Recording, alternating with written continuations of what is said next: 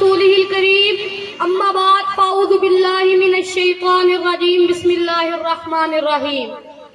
نامی کوئی بغیر مشقت کے نہیں ہوا، نامی کوئی بغیر مشقت کے نہیں ہوا، سو بار جب عقیق کٹا تو لگی ہوا۔ جناب صدر، محترم سادہ اکرام اور میرے ہم مکتب دوستو، السلام علیکم ورحمۃ اللہ وبرکاتہ۔ آج میری تقریر کا موضوع ہے علم کی دولت کیسے ملے۔ سامعین گرامی، نوع انسان علم کے بغیر ادھورا ہے۔ انسانیت اور حیوانیت میں فرق اور تمیز کرنے والی شے علم کا انمول خزانہ ہے۔ دنیا کی ہر قسم کی دولت کے لیے زوال ہے، لیکن قربان جاؤ علم کی دولت پر کہ وہ لا زوال ہے۔ اس طریقہ فرمان ہے، یعنی ہم رب کائنات کے اس فیصلے اور تقسیم پر راضی ہے کہ ہم کو علم دین عطا ہوا اور جاہلوں کو مال بلا شبہ مال عنقریب فنا ہونے والا ہے، اور علم کی دولت ہمیشہ باقی رہنے والی ہے۔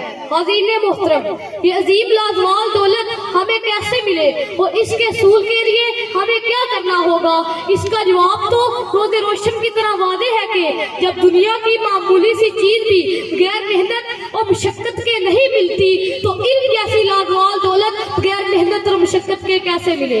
ایک شاعر نے کیا خوب فرمایا، یعنی جو محنت اور جستجو کے بغیر بلندی کے طلبگار ہو تو ایسا شخص اپنی عمر عزیز کو محال اور ناممکن چیز کے طلب کے اندر ضائع کر دے گا۔ اس طریقہ فرمان ہے، یعنی جب علم کا مقام و مرتبہ سب سے زیادہ اعلیٰ و عرفہ ہے تو اگر یہ علم صرف تمناؤں و آنکھوں سے حاصل ہو جاتا تو روئے زمین میں کوئی جاہل باقی نہ رہتا۔ اب رہی بات، جب یہ علم محض تمناؤں و آنکھوں سے حاصل نہیں ہوا تو اس کے حصول کے لیے طریقہ کار کیا ہوگا۔ اس طریقہ فرمان ہے، یعنی اگر تم حصول علم کے طلبگار ہو تو خوب محنت اور کوشش کرو، سستی سے کام مت لو، جاہل مت بنو، کیونکہ حصول علم کے زمانے میں جو بھی غفلت اور سستی کو اپناتا ہے تو اس کا نتیجہ ہمیشہ شرمناک اور عبرتناک ہوتا ہے۔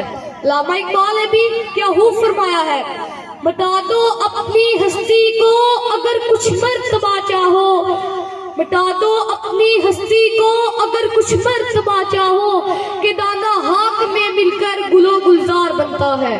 دعا ہے کہ اللہ ہم سب کو صحیح معنوں پر طالب علم بنا دے اور اسلاف کے نقش قدم پر چلنے کی توفیق عطا فرمائے۔